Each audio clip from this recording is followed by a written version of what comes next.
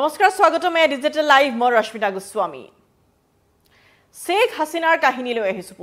পুনৰবাৰ এতিয়া চৰ্চালৈ আহিছে শেখ হাসিনাৰ বাতৰি যেহেতু বৰ্তমান সময়ছোৱাত বাংলাদেশলৈ নিয়াৰ যুঁজা চলিছে শেখ হাসিনাক অৰ্থাৎ বাংলাদেশ চৰকাৰে বৰ্তমান শেখ হাসিনাক পুনৰবাৰ বাংলাদেশলৈ উভতাই নিয়াৰ বাবে ইন্টাৰপোললৈ জনাইছে আবেদন যেহেতু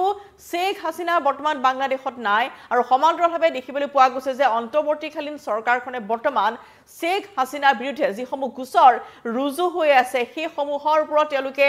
যাৱতীয় ব্যৱস্থা গ্ৰহণ কৰিব বিচাৰিছে আৰু সেইবাবে শেখ হাসিনাক উভতাই লৈ যোৱাৰ অৰ্থাৎ শেখ হাসিনাক পুনৰবাৰ বাংলাদেশলৈ নিয়াৰ এটা প্ৰচেষ্টা তেওঁলোকে চলাই ইতিমধ্যে আবেদন কৰিছে ইন্টাৰপোলত সমান্তৰালভাৱে আমি জনাব বিচাৰিছো যে বৰ্তমান বাংলাদেশত শেখ হাসিনাৰ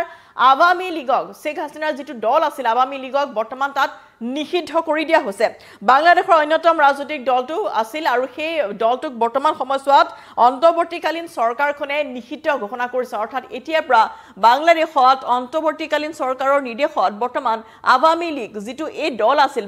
বাংলাদেশ আৱামী লীগ এই দলটোক বৰ্তমান তাত ৰাজনৈতিকভাৱে নিষিদ্ধ ঘোষণা কৰা হৈছে অৰ্থাৎ এই দলটোৱে এতিয়াৰ পৰা কোনো কাৰ্যতে অনুষ্ঠান প্ৰতিষ্ঠানে হওক বা তেওঁলোকৰ কোনো ধৰণৰ তেওঁলোক এই দলটোৰ আসলতে অস্তিত্বই নোহোৱা হ'ব বৰ্তমান বাংলাদেশত গতিকে সম্পূৰ্ণৰূপে বৰ্তমান বাংলাদেশত অন্তৰ্বৰ্তীকালীন চৰকাৰখনে বাংলাদেশত এই শেখ হাসিনাৰ আৱামী লীগক বৰ্তমান নিষিদ্ধ ঘোষণা কৰিছে লগতে দেশৰ নিৰাপত্তা আৰু সুৰক্ষাৰ বাবে আৱামী লীগৰ সকলো কাৰ্যসূচীত চৰকাৰে নিষেধাজ্ঞা আৰোপ কৰিছে যেটো বিগত সময়ছোৱাত আমি দেখিছিলো যে শেখ হাসিনাই যেতিয়া দেশ এৰি পলায়ন কৰিছিল তাৰ পিছতে শেখ হাসিনাক পুনৰ তেওঁলোকে বিচাৰি বা আৱামী লীগৰ সমৰ্থকসকলে বিভিন্ন সময়ছোৱাত বহুতো প্ৰতিবাদী কাৰ্যসূচী তাত ৰূপায়ণ কৰিছিল ছাত্ৰ এনে ধৰণৰ এটা আন্দোলনৰ সৃষ্টি হোৱা পৰিলক্ষিত হৈছিল আৰু সমান্তৰালভাৱে দেখিবলৈ পোৱা গৈছিল যে শেখ হাসিনাৰ সমৰ্থনত তাত হাজাৰ হাজাৰ লোকে ওলাই আহি প্ৰতিবাদ সাব্যস্ত কৰিছিল আৰু এফালে দেখিবলৈ পোৱা গৈছিল যে ইয়াৰ পূৰ্বে যে শেখ হাসিনাৰ আৱামী লীগৰ বা শেখ হাসিনাৰ বিৰোধিতাৰে বহু জনতা ৰাজপথলৈ ওলাই আহি প্ৰতিবাদ সাব্যস্ত কৰিছিল যাৰ ফলত শেখ হাসিনাই পদত্যাগ কৰিবলৈ বাধ্য হৈছিল আৰু ইমানেই অৱস্থা শেখ হাসিনাৰ বেয়া হৈছিল যে তেওঁ দেশ এৰি পলায়ন কৰিবলৈ বাধ্য হৈছিল গতিকে সেই জনতাৰ ক্ষোভৰ পিছত বৰ্তমান শেখ হাসিনাৰ বিৰুদ্ধে কেইবাটাও গোচৰো ৰুজু কৰা হৈছিল কিন্তু এইখিনি মুহূৰ্তত আৱামী লীগ শেখ হাসিনাৰ যেটো ৰাজনৈতিক দল আছিল আৱামী লীগক বৰ্তমান সম্পূৰ্ণৰূপে বাংলাদেশত নিষিদ্ধ কৰি দিয়া হৈছে বিগত বৰ্ষৰ জুলাই মাহত আৰম্ভ হোৱা ছাত্ৰ আন্দোলনৰ পিছতে যেটো শেখ হাসিনাৰ যি চৰকাৰ আছিল সেই চৰকাৰ ক্ষমতাচ্যুত হৈছিল যেহেতু আৱামী লীগক এবাৰ একেবাৰে নিষিদ্ধ কৰা হৈছে আৰু আৱামী লীগৰ বাংলাদেশৰ ৰাজত্ব কৰা আৱামী লীগক নিষিদ্ধ কৰাৰ দাবীত সদ্য গঠিত বৰ্তমান এই সময়ছোৱাত যেটো গঠন কৰা হৈছে জাতীয় নাগৰিক পাৰ্টি সহ বিভিন্ন দল সংগঠনে আন্দোলন কৰি আহিছে যে এই দলটো আমাক নিষিদ্ধ কৰিব লাগে যেটো বাংলাদেশত সাধাৰণ জনতা বা খাটি খোৱা লোকসকলৰ নিদ্ৰা হৰণ কৰি আহিছিল আৱামী লীগে বিভিন্ন সময়ছোৱাত বিভিন্ন কাৰ্যতে তেওঁলোকক হকাবধা দি অহা হৈছিল বা বিভিন্ন যিসমূহ তেওঁলোকৰ কাৰ্যসূচী আছিল তাক লৈ বাংলাদেশৰ জনতাক মুঠেও সন্তুষ্ট নাছিল গতিকে বিভিন্ন জাতীয় দল সংগঠন লগতে নাগৰিক পাৰ্টি সহ বিভিন্ন দল সংগঠনে বিচাৰিছিল যে বাংলাদেশত আৱামী লীগক নিষিদ্ধ কৰা হোক আৰু সেইবাবে অন্তৰ্বৰ্তীকালীন চৰকাৰখনে বৰ্তমান আৱামী লীগক তাত সম্পূৰ্ণৰূপে নিষিদ্ধ ঘোষণা কৰিছে আৰু এখন বৈঠক হৈছিল শনিবাৰ নিশাৰ ভাগত অন্তৰ্বৰ্তীকালীন চৰকাৰৰ লগত এখন জৰুৰী বৈঠকত মিলিত হৈছিল আৰু য'ত আৱামী লীগৰ ৰাজনীতি নিষিদ্ধ কৰাৰ সিদ্ধান্ত গ্ৰহণ কৰা হৈছে লগতে আৰু কেইটামান গুৰুত্বপূৰ্ণ সিদ্ধান্ত গ্ৰহণ কৰা হ'ল আন্তৰ্জাতিক অপৰাধ আদালতত আৱামী লীগৰ অভিযুক্ত নেতাসকলৰ বিচাৰ প্ৰক্ৰিয়া সম্পূৰ্ণ নোহোৱা পৰ্যন্ত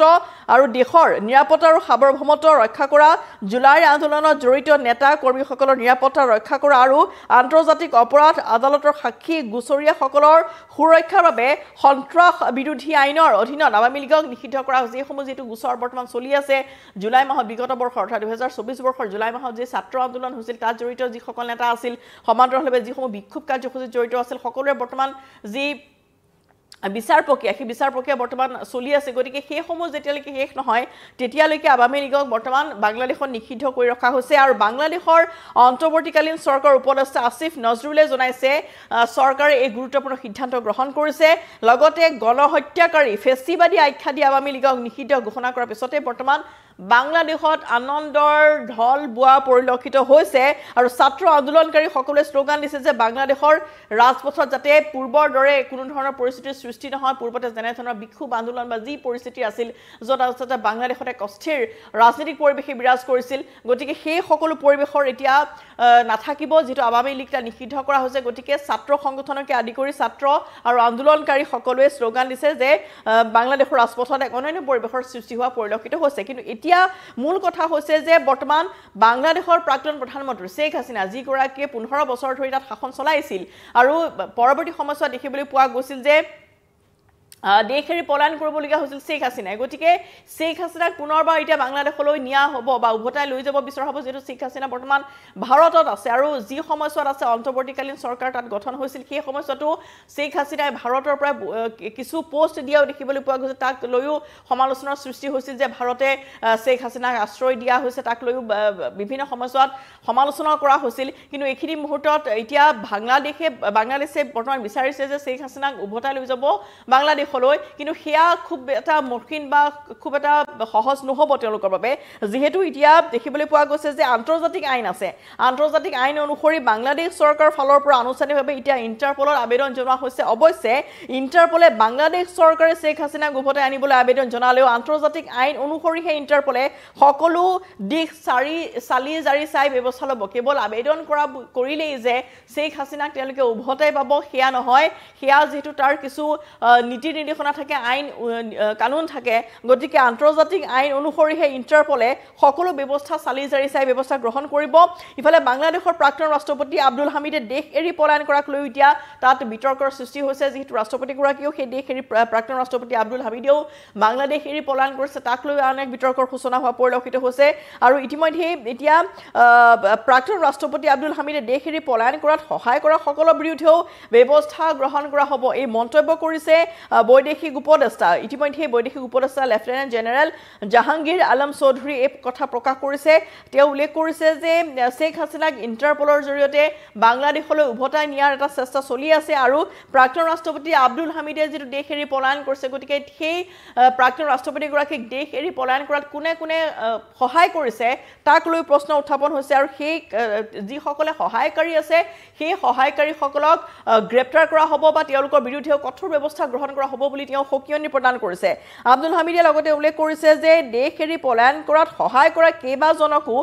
অভিযুক্তক চাকৰিৰ পৰা বৰ্খাস্ত কৰা হৈছে ইতিমধ্যে শেখ হাসিনাক দেশ এৰি পলায়ন কৰাত সহায় কৰা সকল যেটো এখন দেশ এৰি সেই স্থানৰ পৰা আন এখন দেশলৈ যোৱাটো খুব সহজ কথা নহব গতিকে চৰকাৰী বিষয়া কৰ্মচাৰী ইয়াত জড়িত হৈ থাকিব লাগিব গতিকে এই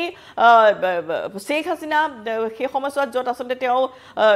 বৰ্খাস্ত বা তেওঁ নিজে পদত্যাগ কৰিছিল গতিকে সেই সময়ছোৱাৰ প্ৰাক্তন প্ৰধানমন্ত্ৰী শেখ হাসিনা লগতে প্ৰাক্তন ৰাষ্ট্ৰপতিগৰাকী আব্দুল হামিদ তেওঁ যেটো পলায়ন কৰিছে দেশ এৰি পেলাই গতিকে তেওঁলোকক পলায়ন কৰাৰ ক্ষেত্ৰত কোনে কোনে আচলতে সহায় কৰিছিল সেই সহায় কৰা সকলকো তেওঁলোকৰ বিৰুদ্ধে কঠোৰ ব্যৱস্থা গ্ৰহণ কৰা হ'ব লগতে শেখ হাসিনা পলায়নৰ পিছতে আৱামী লীগৰ বহু নেতাই দেশ এৰি বৰ্তমান পলায়ন কৰিছে ছাত্ৰ আন্দোলনৰ ঢৌত দেশ এৰি ভাৰতলৈ পলায়ন কৰিবলৈ বাধ্য হৈছিল প্ৰাক্তন প্ৰধানমন্ত্ৰী শেখ হাসিনা গতিকে ইয়াৰ পিছতে শেখ হাসিনাৰ পিছতে আৱামী লীগৰ বহু কেইগৰাকী বিয়াগুম নেতাই দেশ এৰি পলায়ন কৰিছিল কিন্তু এতিয়া শেখ হাসিনাৰ বিৰুদ্ধে যেটো বহু কেইটা গোচৰ বাংলাদেশৰ ৰুজু হৈ আছে গতিকে তেওঁ দেশলৈ নোযোৱা পৰ্যন্ত সেই সমূহৰ তেওঁৰ বিৰুদ্ধে যিসমূহ গোচৰ ৰুজু হৈছে সেই গোচৰসমূহৰ ওপৰত কোনো ধৰণৰ আচলতে কাৰ্য ব্যৱস্থা বা যি কানুনী ব্যৱস্থা বা যি আইন ব্যৱস্থা সেয়া কৰিব পৰা নাযাব গতিকে ভাৰতৰ পৰা শেখ হাসিনাক লৈ যাব লাগিব গতিকে সেইভাবে ইন্টাৰপলৰ জৰিয়তে সেই আহ্বান ইতিমধ্যে জনোৱা হৈছে সেই আহ্বান ইতিমধ্যে বাংলাদেশ চৰকাৰ জনাইছে যে শেখ হাসিনাক তেওঁলোকে উভতাই বিচাৰিছে আৰু তেওঁৰ বিৰুদ্ধে যিসমূহ গোচৰ ৰুজু হৈ আছে সেই গোচৰসমূহৰ ওপৰত এতিয়া এনে ধৰণে সেই কাৰ্য ব্যৱস্থা চলাই দিব চৰকাৰখনে আৰু সমান্তৰালভাৱে শেখ হাসিনাৰ যি আৱামী লীগ ৰাজনৈতিক দল আছিল সেই আৱামী লীগক সম্পূৰ্ণৰূপে বৰ্তমান নিষিদ্ধ কৰা হৈছে ছাত্ৰ আন্দোলনত জড়িত যিসকল নেতা আছিল সেইসমূহ বৰ্তমান কাৰাৰুদ্ধ হৈ আছে আৰু সেই কাৰাৰুদ্ধ লোকসকলক বা তেওঁলোকৰ আৱামী লীগৰ যিসকল নেতা আছে সেই সকলক অৰ্থাৎ সেই সময়ছোৱাত যেনে ধৰণৰ এই কাৰ্যসূচীত বা যি গণহত্যা আছিল বা সেই সময়ছোৱাৰ যিসমূহ হিংসাত্মক ঘটনা আছিল য'ত এই সকল আৱামী লীগৰ লোকসকল জড়িত হৈ আছিল তেওঁলোকক আচলতে বিচাৰি উলিয়াই পৰৱৰ্তী সময়ছোৱাত সেই বিচাৰ প্ৰক্ৰিয়া তেওঁলোকক জেললৈ প্ৰেৰণ কৰা হৈছিল তেওঁলোকৰ বিৰুদ্ধে যিসমূহ গোচৰ ৰুজু ৰুজু হৈছে সেইসমূহৰ বৰ্তমান সেই বিচাৰ প্ৰক্ৰিয়া চলি আছে গতিকে বিচাৰ প্ৰক্ৰিয়া চলি থকা পৰ্যন্ত বা বাংলাদেশৰ পৰিস্থিতি যেতিয়ালৈ শান্ত নহয় তেতিয়ালৈকে আৱামী লীগক তা নিষিদ্ধ কৰা হৈছে লগতে বাংলাদেশ চৰকাৰ বৰ্তমান ইন্টাৰপলৰ জৰিয়তে বাংলাদেশৰ এইগৰাকী প্ৰাক্তন প্ৰধানমন্ত্ৰী শেখ হাসিনাক ভাৰতৰ পৰা বাংলাদেশলৈ নিয়াৰ এটা চেষ্টা চলোৱা বুলি জানিব পৰা গৈছে